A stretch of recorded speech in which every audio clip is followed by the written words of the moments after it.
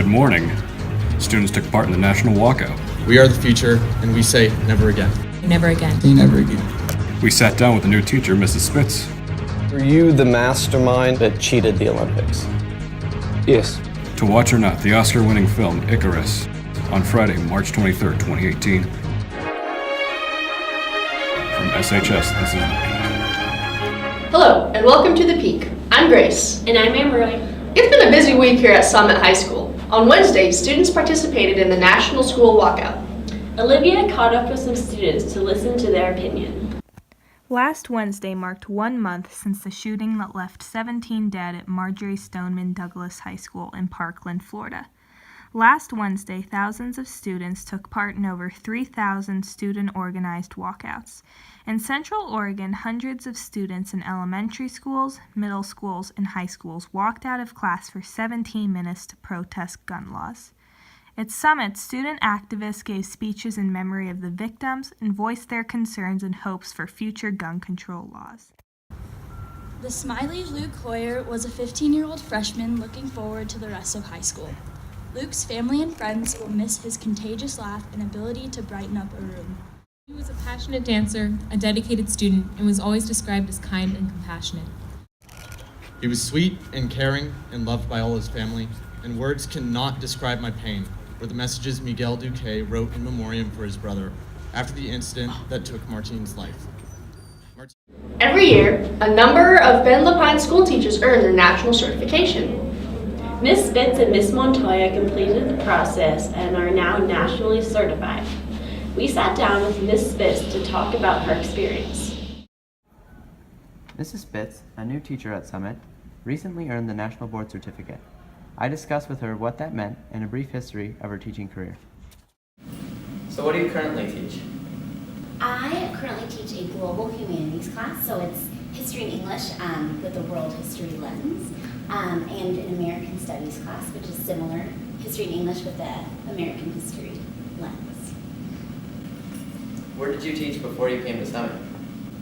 So before I came to Summit, I actually was working in a really small charter school in San Francisco, and I taught history and reading, kind of did all the histories.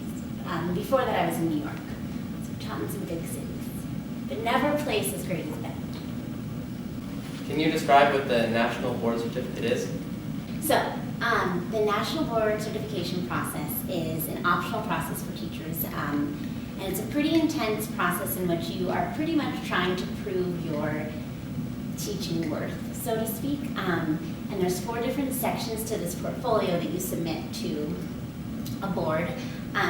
One is around your mastery of your subject. So if you teach history, how well do you actually know history? Another one is around how well you, when you're in a classroom, there's, as I'm sure you guys know, such a wide range of learners. So how do you differentiate your class to meet all the different types of learners in your room? So it's a really great process. I recommend, but it is optional, so it's not something that everyone signs up to do. Speaking of awards, the Netflix documentary titled Icarus earned an Oscar earlier this month. Bryce and Konrad will share their thoughts.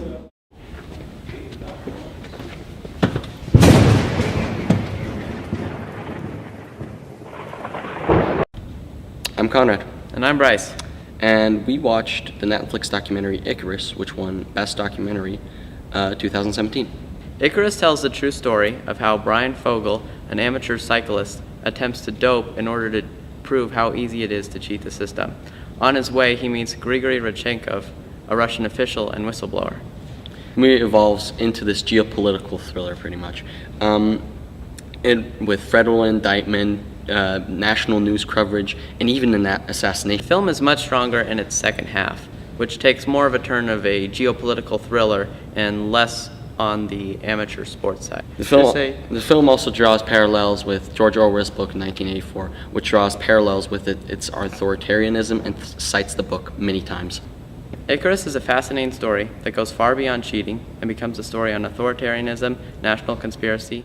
That's all we have this week. Thanks for watching and have a great spring break.